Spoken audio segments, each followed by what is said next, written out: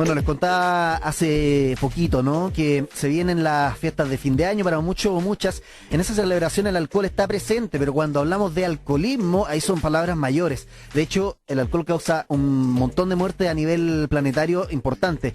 De hecho, por lo mismo, ¿qué zonas del cerebro se ven afectadas por ese consumo? Una pregunta que vamos a estar resolviendo ahora, en base a un estudio también que dio algunas luces al respecto. Lo comentamos junto a Claudia García, bioquímica y estudiante del doctorado en neurociencias de la Universidad de Valparaíso. Claudia, ¿cómo estás? Y gracias por conversar con Radio USACH y Santiago Televisión.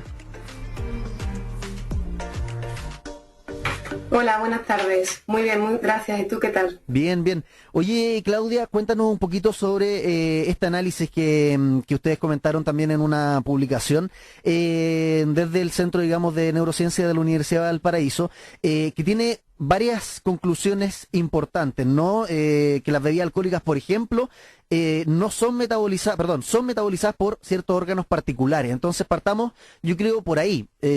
¿Cómo entra, digamos, el alcohol a nuestro cuerpo y qué órganos son los que se encargan de metabolizarlo? Claro.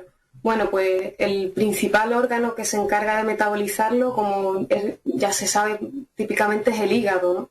Por eso las personas que consumen mucho alcohol pueden desarrollar estas enfermedades asociadas al hígado.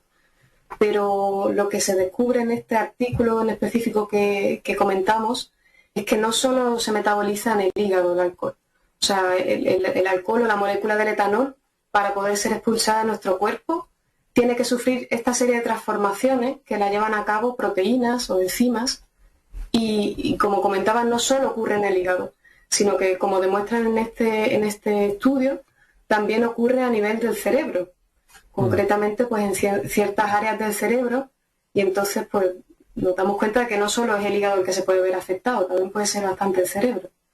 Ahora, eso mismo es lo relevante, ¿no? Y desde tu expertise también, o lo que queremos estar estudiando, que tiene que ver con las neurociencias, poco se sabe, y ahí es la relevancia de este estudio, poco se sabe del mecanismo específico cerebral a través del cual el alcohol nos afecta. Cuéntanos por qué está esa dificultad, digamos, esa traba, que este estudio ahora viene de alguna manera a orientarnos un poquitito, pero ¿por qué sabíamos poco, digamos, del efecto cerebral del alcohol? Claro, el problema que tiene el alcohol es que no tiene un receptor específico en el cerebro. Hay otras drogas, como por ejemplo, no sé, el tabaco, que la nicotina tiene un receptor específico, la marihuana, los opioides, todas estas drogas, se sabe un poquito más de su mecanismo de acción porque tienen estos receptores que actúan, digamos, sobre un sitio específico en el cerebro, o sobre unos receptores. En cambio, el alcohol es más difuso y puede reaccionar con distintos tipos de receptores. Entonces, por eso es complicado decir cuál es el mecanismo de acción del alcohol en el cerebro, porque hay muchos y poco a poco pues se van descubriendo un poquito más. Y bueno, este estudio pues revela que efectivamente, además, no solo el propio etanol ejerce efectos a nivel cerebral, sino que también se metaboliza directamente en el cerebro, y otros de sus metabolitos son los que también tienen estos efectos, ¿no? Oye, Claudia, antes de entrar en el detalle, que ya estaba ahí dándonos algunas luces respecto de, por ejemplo, qué pasa con el etanol en nuestro cerebro, explícale también a la gente que nos escucha qué son los receptores en nuestro cerebro y de qué manera se relacionan con las drogas como la marihuana o el tabaco, que es quizás lo que tenemos más a la mano, como lo más común, ¿no?, junto con el alcohol. ¿Qué es lo que hace un receptor en el cerebro? Claro, a ver, nuestras neuronas se comunican liberando mensajeros químicos que se llaman neurotransmisores. Entonces, cuando una neurona libera un mensajero, tiene que llegar al receptor, que es, en el fondo es una proteína que se encuentra por fuera de la membrana de otra neurona, ¿vale? Entonces, ese mensajero químico llega y se une de forma específica a un receptor, lo activa y de esta forma se transmite la información, ¿vale?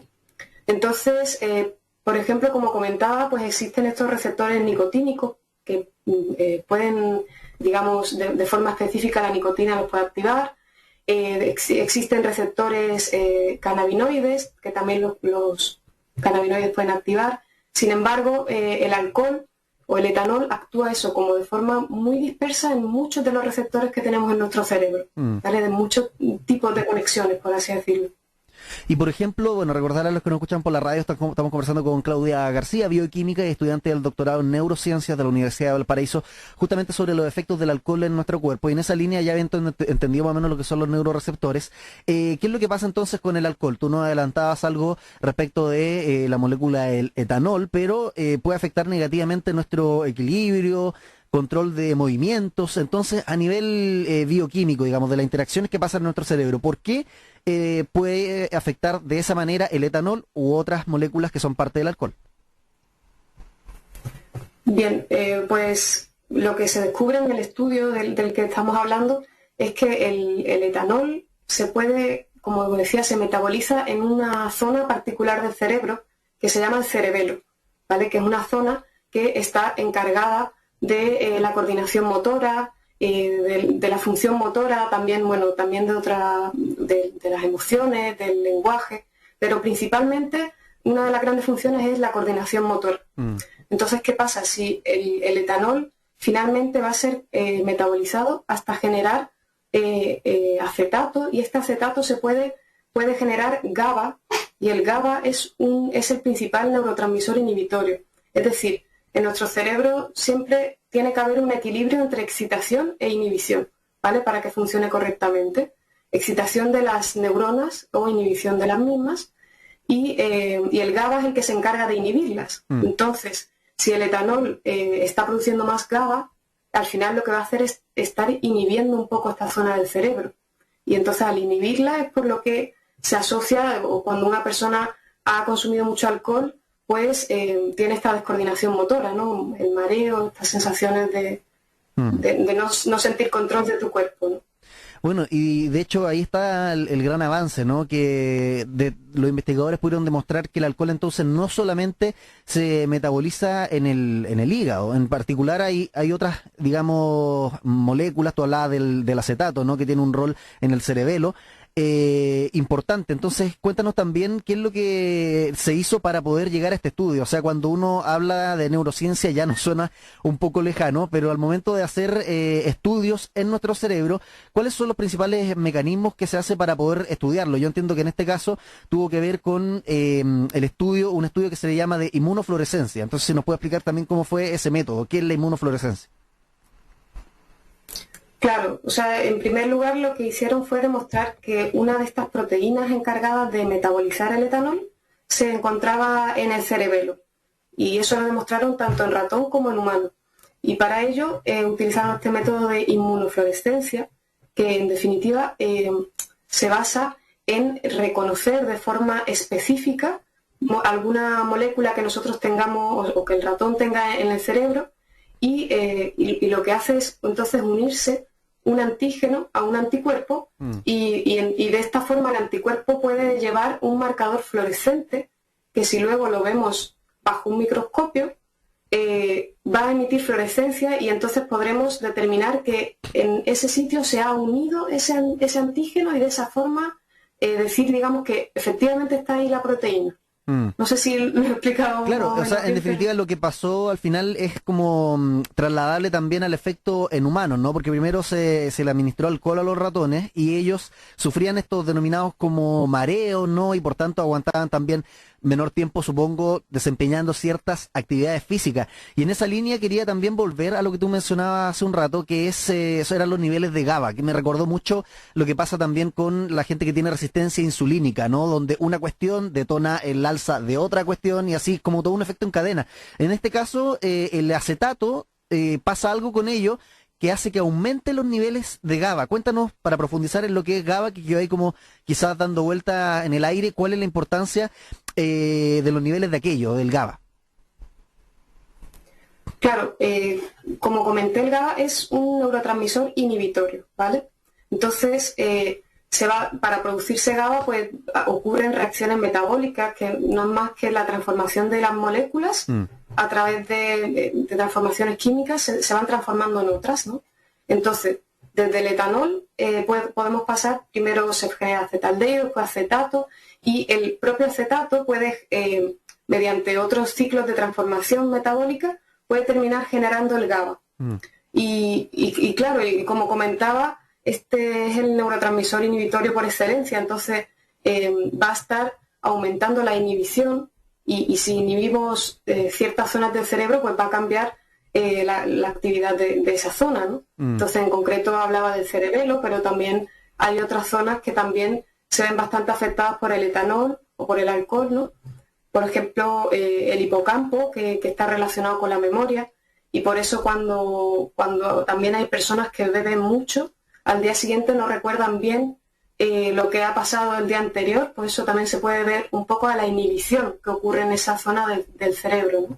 Debido al alcohol. Oye, Claudia, antes de terminar la conversación, yo creo que algo acá bien importante también de comentar es qué antecedentes o qué avance al final significa esto también para los seres humanos, ¿no? ¿Puede esto servir de alguna manera como antecedentes para tratar el trastorno de consumo de alcohol, ¿no? O el alcoholismo, pero quiero saber si es que lo que se hizo con ratones es analogable a lo que podría pasar en los cerebros humanos, ¿no? Porque yo creo que ese es el siguiente paso, ver si es que lo que se comprobó acá en ratones es analogable al cerebro humano. ¿Cuál es la experiencia que nos dice antecedentes científicos previos, ¿no? Respecto del funcionamiento de los cerebros de los roedores comparado al de los humanos? Sí, como bien comenta, el siguiente paso es tratar de demostrar esto en humanos, ¿no? En el estudio, como comenté, demuestran que existe esta proteína encargada de metabolizarlo, demuestra que existe en el cerebelo humano. Es decir, es bastante probable que ocurra algo similar, ¿no? Que el etanol se esté metabolizando en nuestro cerebro. Pero obviamente se necesitarán más estudios para poder ir determinando si tiene el mismo efecto, porque, claro, ellos demuestran que esta metabolización causa esta descoordinación del equilibrio y todo. Entonces todo eso faltaría por comprobar en el humano, pero por lo menos apunta bien porque la proteína se encuentra en el cerebelo. Entonces yo creo que podría ser más o menos extrapolable, pero obviamente pues se necesitarán más estudios, claro. Oye, Claudia, por último, cuéntanos también, porque esto tiene que ver con un convenio que han hecho desde la Universidad de Valparaíso a propósito del curso Neuronews. De hecho, hay un libro que estuvimos comentando hace un par de meses también con varios investigadores de ahí de la universidad, que se llama Demente 2, tiene varias partes, y que también suscribe al mismo convenio este curso Neuronews del Centro Interdisciplinario en Neurociencias de la Universidad de Valparaíso. Entonces, a todos los que les interesó este tema o quieren también seguir profundizando en la materia asociada con el cerebro, cuéntanos de qué se trata aquello. Sí, el curso fue el que me permitió también publicar el artículo en el diario, ¿no? Entonces, el curso, lo que hacemos básicamente es leer artículos científicos de revistas que sean de buen impacto, y estos artículos los traducimos a un lenguaje que pueda entender un poco todo el mundo desde su casa, ¿no? Entonces es un programa encargado de difusión científica, y como comentabas, pues ya se han sacado esos 2 libros de Demente 1 y Demente 2. Yo pude participar en el segundo y van a seguir saliendo publicaciones de este estilo, así que la verdad es que es un muy buen curso porque nos permite a nosotros como estudiantes tener la oportunidad de digamos, tener estas publicaciones en diarios y todo, y a la vez a la gente le permite una conexión más cercana con la ciencia, ¿no? Porque un artículo científico no lo va a leer una persona que no esté metida en el mundo científico, es raro que ocurra eso.